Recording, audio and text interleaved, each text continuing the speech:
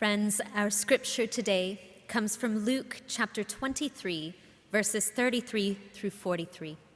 Listen now for the word of the Lord. When they came to the place that is called the Skull, they crucified Jesus there with the criminals, one on his right and one on his left. Then Jesus said, "Father, forgive them, for they do not know what they are doing." And they cast lots to divide his clothing. And the people stood by, watching. But the leaders scoffed at him, saying, "He saved others. Let him save himself if he is the Messiah of God, his chosen one." The soldiers also mocked him, coming up and offering him sour wine and saying, "If you are the king of the Jews, save yourself." There was also an inscription over him, "This is the King of the Jews." One of the criminals who were hanged there kept deriding him and saying, "Are you not the Messiah? Save yourself and us." But the other rebuked him, saying, "Do you not fear God, since you are under the same sentence of condemnation? And we indeed have been condemned justly, for we are getting what we deserve for our deeds, but this man has done nothing wrong." Then he said, "Jesus, remember me when you come into your kingdom." He replied, "Truly, I tell you, today you will be with me in paradise." This is the word of the Lord. Thanks be to God. Shortly after this, as the sun reached high noon, darkness fell across the land, and Jesus drew his last earthly breath and died. Crucifixion was not how we show it in the films. It's utter torment, a hell on earth to die in such a way. Beaten, humiliated, exhausted, the one condemned is nailed through the hand to a plank of wood and then is raised up, and the feet are bound. And an extra piece of wood is placed to bear the body's weight on the back so that the hands will not tear from the nails. And with arms up, the lungs cease to function at full capacity, so breathing becomes shallow. Now, if you were lucky, you suffocated to death after only a few days. But if not, you starved to death over a week, left naked between the scorching sun and the freezing nights. A dry climate will do that. And then madness would set in, and finally, after all of this, the sweet relief of death. Now, meanwhile, below you, there are soldiers who are splitting up your clothing because that is now considered worth more than your existence. This is what you have amounted to. The pious women, they may come, and they will bring expired vinegar wine to sponge into your mouth. But before that, the vultures and the birds may have already come to pick at your lips while you're passed out from the pain. So if you hadn't died yet after all of this time, the soldier's job was to come around and break your knees. If they heard you scream, they knew you were still alive, and they brought you mercy by means of a different death, stabbed through. What innocent man would deserve this? What thief, even, would deserve this? Many ask, was the crucifixion truly necessary? Did Jesus have to die in that way? Now, scholars debate this heavily, but several say absolutely yes. It's because that signified the moment when humanity would either fail or succeed in recognizing God's presence among us and his teachings to us. Would we rise to love, or would we fall to the temptations of exclusion, violence, and, frankly, what's popular? Well, of course we failed. Jesus did not fit the description of the Messiah that people had hoped for. He was a radical, and he was also unpopular. He was considered offensive to the powers that be, and the Romans, they didn't care. They didn't care who this man was at all, but the Jewish authorities saw him as a heretic out of control, a nuisance that just would not go away. He was audacious, and he was under their skin. And when we think of Jesus, we often think of that gentle shepherd, someone that we like, that we feel comforted by. But that was not Jesus. That was only a part of Jesus, but not all of him. See, Jesus challenges us if we truly pay attention, but maybe that's the problem. Do we truly pay attention? Truly. Now, today is Christ the King Sunday, as Pastor Ted mentioned. This is the day that marks the end before the beginning of Advent, the end of the Christian year. And it sounds a bit like a Christian nationalist sort of a holiday, a prideful thing, Christ the King. But truly, it is absolutely the opposite. In 1925, Pope Pius VI instituted this holiday to counter the fascist movement in Italy, as well as the growing powers in Russia. Keep in mind, this was just after World War I, when several governments had fallen. And the Pope, he called on us to remember the reign of Christ who never fails, the reign of Christ who is everlasting. And as the world grew more secular, more atheist by the day, this feast day became all the more important, as though to say, remember, that regardless of what happens out there in society, we all exist before the Almighty who lives and reigns over all of creation outside of time. And this text of the crucifixion, it's the final message before we begin the scriptural cycle of the Christian year again. And we hear the words, remember. Lord, remember me when you come into your kingdom. Now, when all others mocked him, one man asked only to be remembered. I wonder if in that moment, Jesus' heart cried the same, remember me as I remember each of you and call you by name to come into my kingdom. Memory is a powerful thing. Memory is what keeps us alive, even after our bodily death. When the memory of somebody lives on in our hearts, the way that we knew them, then they're still here. We still carry on hearing their voices within us. We write of the deceased in memoriam. We hold memorials when people die, to remember. Now, when I was just a little girl, I wondered why nobody ever seemed to tell the whole truth about the deceased when you went to a funeral.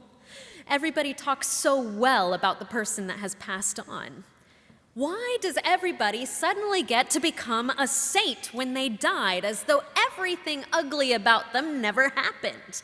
It was like we have amnesia to the ugly things of that person the minute that they are gone. And that word amnesia, you might remember Pastor Ted talking about divine amnesia last week in his sermon.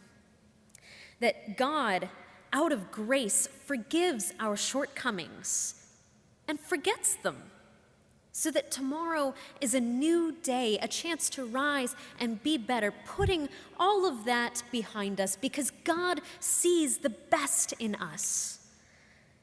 But here the criminal asks Jesus to remember.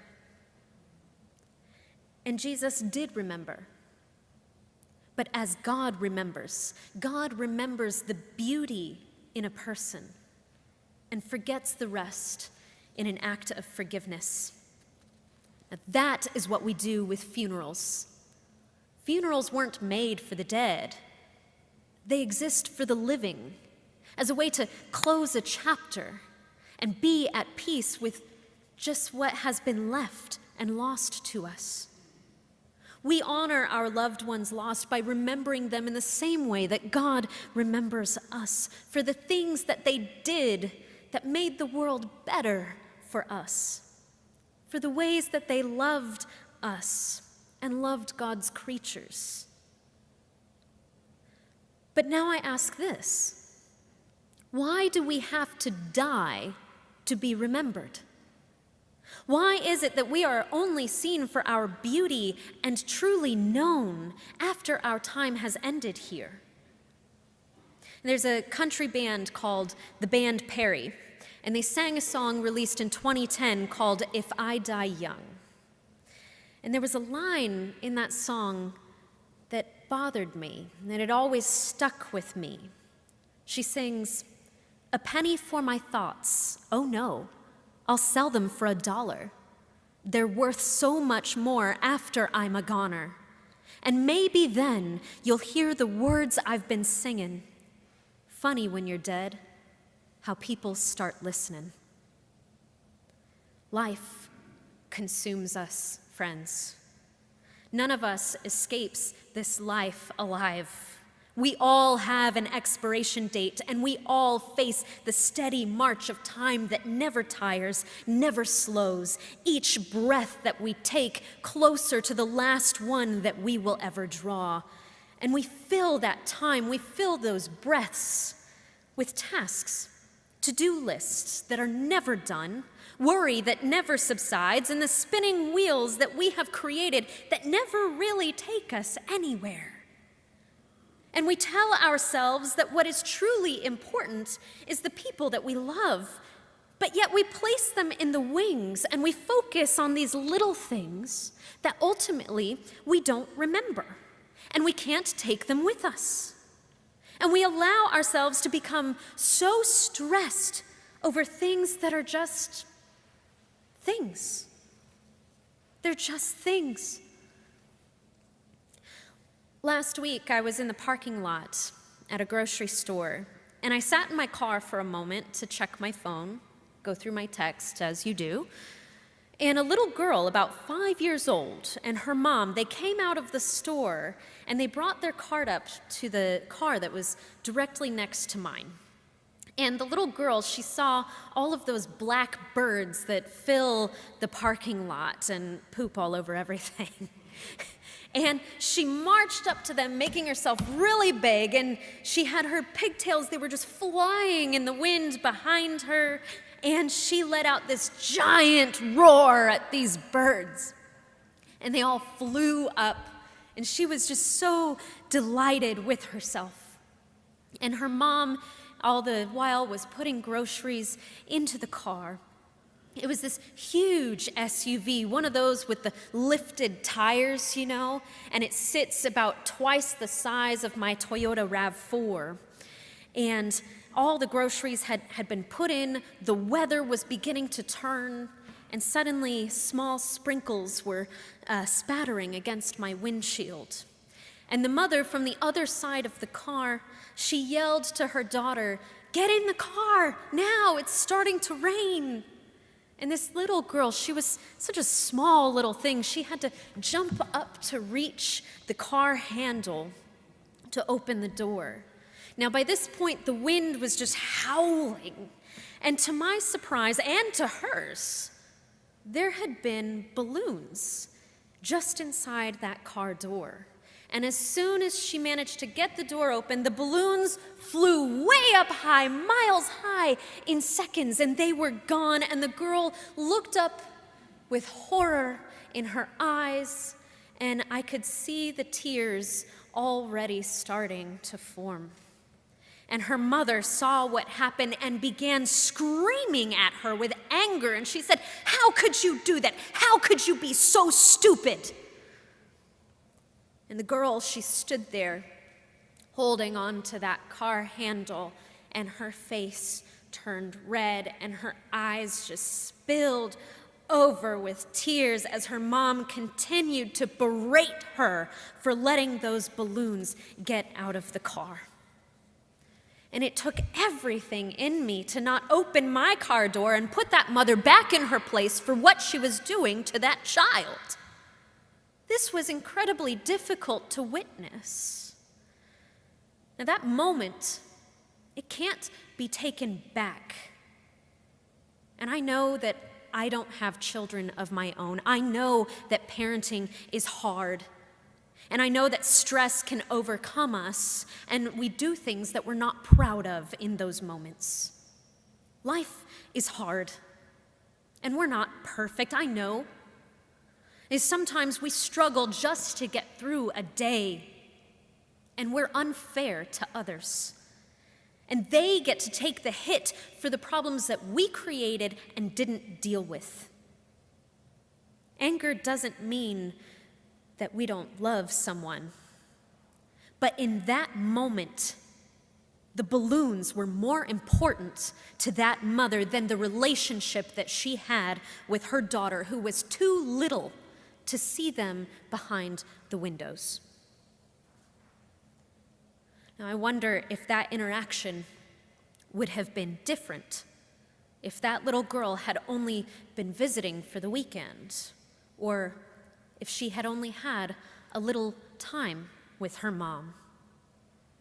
Letting checklist things consume us is easy when we take our relationships with others for granted and forget to see the bigger picture. It is only that when we learn about someone's time with us coming to an end soon, that we remember, and perhaps with some urgency, to nurture our bonds with them through time and love and appreciation of their beauty. Only then do we place them in the center where they should have always been. Loving someone and being loved, it takes work that requires attention and intention every single day. When time is finite, we tell them that we love them more often, and we embrace them for just a second longer than the last time. And we tell them that we love them more often. And as we hold them in our arms, we trace our fingers through their hair, trying to memorize the way that they feel, the warmth of them, so that we will not forget when their body becomes empty and cold, or when their eyes no longer hold the soul that we once knew. Or even worse, we maybe don't get that chance, and suddenly they're just gone. Things are left unsaid, unfinished, and we are haunted by the lack of peace and the weight of guilt and longing. And we grasp for memories, and we hold on to them as they were fading before. Why? Why do we choose to live this way? Why do we take our bonds for granted and allow ourselves to get swept up in the things that don't truly matter, like balloons on a windy day? As our lives are consumed by the secular, the things that are not spiritual or religious, or even closer yet, when we lose ourselves in being so consumed by proving a point that the Bible says this or it says that, and we forget that the Bible is not the end-all, be-all, that it is just a tool. The Bible it's just a tool to help us love others better than we did before.